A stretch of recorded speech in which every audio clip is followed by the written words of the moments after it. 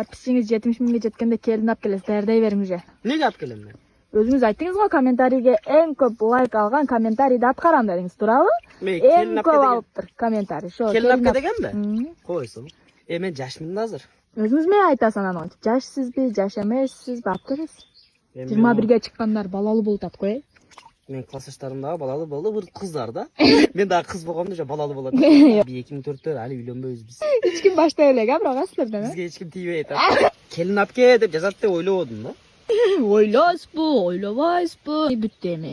Комментарийде эң көп лайк алган деп сиз айтып койдуңузбу? Эми шо келинди алып келесиз. Кайсы келинди алып келесиз? Жеңелерим бар го, толтура. Бир күн кызмат кылып келет. Мага чай куят. Sen bir günde pişirip jeysin.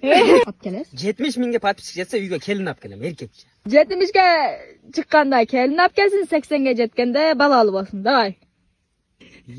Gengir var şop koygan bunu. Az 70ге жеткирип келинди алып келе берели. Mayli şu 70'ge jetkende kelin olib keleyli. Alып keleli. Kafandan al süleşöz. Bar aka tuğanım. Bar aka. Aka. Bering aka. Ne diyeceğim? Kelin aka.